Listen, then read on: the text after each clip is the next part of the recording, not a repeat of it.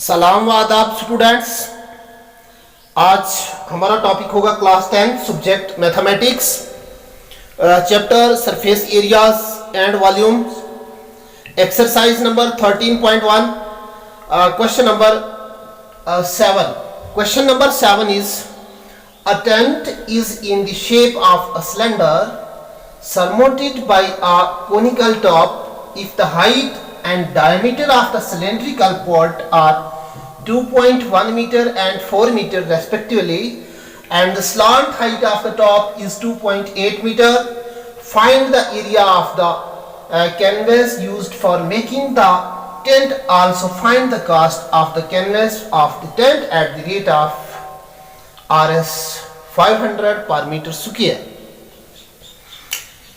Question है कि एक टेंट है, कैसा है वो कि सिलेंड्रिकल शेप का टेंट है।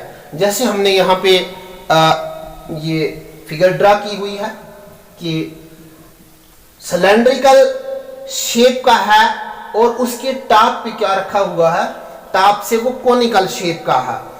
जैसे मैं आपको बताता चलूं कि हमारे पास जो बॉटम है वो इस शेप का है जो हमारा टेंट है, और टॉप जो है टॉप पे कोनिकल पार्ट है। ये इस तरीके से टेंट बना हुआ है, यानी कि ये कॉम्बिनेशन बन रही है। एक सिलेंडर है, एक कोन है, दो पार्ट हैं इसके, कि यहाँ पे बॉटम पे सिलेंड्रिकल शेप है और टॉप पे कोनिकल शेप है।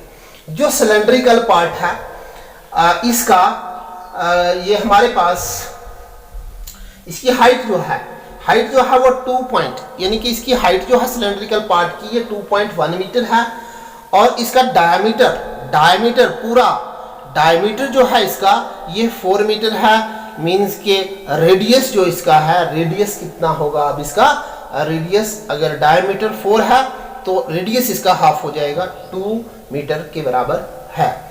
और बोलते हैं हमें एंड द स्लांट हाइट होती है तिरछी हाइट। ये हमारा जो कोनिकल पोर्शन था वो इस तरीके से है, और ये जो हाइट इसकी बन रही है ऐसे साइड से अगर हम देखेंगे, ऐसे मेजर करेंगे इसके टॉप से यहाँ पे ऐसे, तो ये स्लांट हाइट बनती है।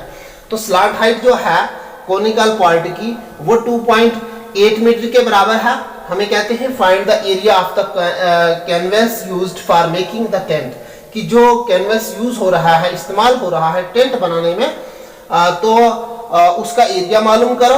और लास्ट पे हमें कहते हैं find the cost of the canvas of the tent at the rate of Rs 500 पर मीटर स्क्वायर। लास्ट पे हमने जितना वो कैनवस यूज हो रहा है उसकी कॉस्ट भी मालूम करनी है, कीमत भी मालूम करनी है, किस हिसाब से कि 1 मीटर स्क्वायर जो है वो 500 रुपये का है। तो हम सोल्यूशन लिखते हैं, और सोल्यूशन लिख के हम स्टार्ट करते हैं क्वेश्चन कि हाँ जी कैसे हम निकालेंगे, क्योंकि यहाँ पे हमारे पास फिगर में दो पोर्शन है, एक सिलेंड्रिकल पोर्शन है, एक कोनिकल पोर्शन है। सबसे पहले हम करूड सरफेस एरिया निकालेंगे। करूड सरफेस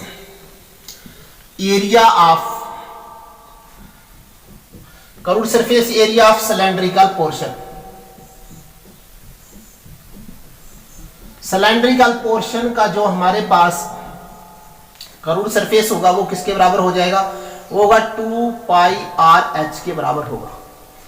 अब 2 इंटू पाई आ गया 22/7 इंटू आर, रेडियस सिलेंडर का रेडियस, डायमीटर जो था वो 4 मीटर था, और डायमीटर 4 मीटर था तो रेडियस कितना होगा, रेडियस हो जाएगा डायमीटर का हाफ।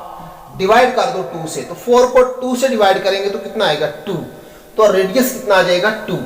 तो 2 पाई की वैल्यू हमने डाली 22/7 इंटू आर आ गया हमारे पास 2 into height of cylindrical portion. तो हमें क्लियर पहले दिया गया है कि हाइट ऑफ सिलेंड्रिकल पोर्शन जो है वो किसके बराबर है, वो 2.1 मीटर के बराबर है। तो हम लिखेंगे 2.1 इज इक्वल टू, हमारे पास आ जाएगा ये 7 से 21 को हम 7 से डिवाइड करेंगे तो 7 1 7, 7 3 R21 तो 3.3 आएगा ये।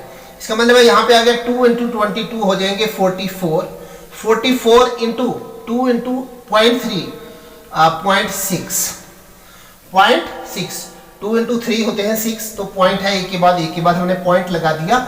44 को 0.6 से मल्टीप्लाई कर दो, 6 को 4 से कितना आ जाएगा, हमारे पास आ जाएगा 24 कैरी 2, फिर आएगा 24 और 24 और 2 कितने हो जाएंगे 26 हो जाएंगे। अब पॉइंट कितने के बाद है 1 के बाद है 26.4 मीटर स्क्वायर आ गया curved surface area of cylindrical portion. अब जब सिलेंड्रिकल पोर्शन हमने निकाला, इसका एरिया हमने निकाल लिया करुड़, तो अब हम बात करेंगे कि करुड़ सरफेस एरिया ऑफ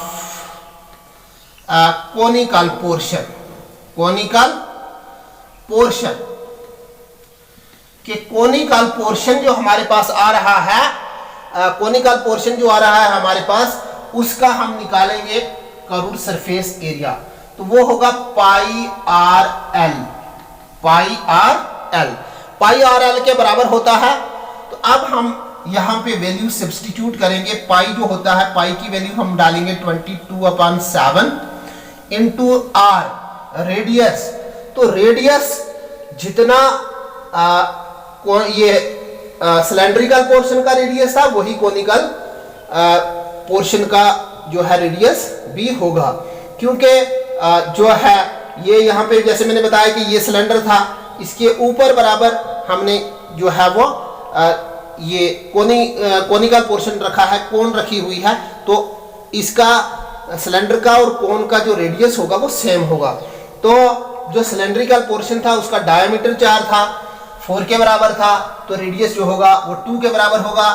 तो हम यहाँ पे लिखेंगे कि r आ गया 2 इंटू एल हो गई स्लांट हाइट, यानी कि एल किसको एल से डिनोट कर रहे हैं स्लांट हाइट को, तो स्लांट हाइट जो है वो 28 है, यानी 2.8 है, तो हम लिखेंगे 2.8। अब 2.8 को हम 7 से जब डिवाइड करेंगे तो हमारे पास आ जाएगा 7 1 are 7, 7 4 are 28, तो 0.4। तो अब हमारे पास कितना आ गया, ये 22 आ गया इंटू 2 आ गया इंटू 0.4 आ गया। अब हम इसको क्या करेंगे कि अब हम यहाँ पे 22 को 2 से मल्टीप्लाई करेंगे, 44 आ जाएगा इंटू आ जाएगा 0.4। तो जब हम 44 को 4 से 0.4 से मल्टीप्लाई करेंगे तो हमारे पास आ जाएगा 4 को 4 से तो 16, 4 को 4 से 16, 16 और कैरी 1 आ गया हमारे पास 17, 176 आया। पॉइंट कितने के बाद है, एक के बाद हम यूनिट प्लेस से देखना है, लेकिन टेंस प्लेस से नहीं, यूनिट प्लेस से है ना, यहां से देखना है कि कितने के बाद पॉइंट लगेगा, एक डिजिट के बाद पॉइंट लगा दिया, 17.6 मीटर स्क्वायर। हमारे पास जो है वो कोनिकल पोर्शन जो है उसका करुड़ सरफेस एरिया भी हमने मालूम कर लिया, जो हमारे पास सिलेंड्रिकल पोर्शन था उसका भी हमने करुड़ सरफेस एरिया मालूम कर लिया।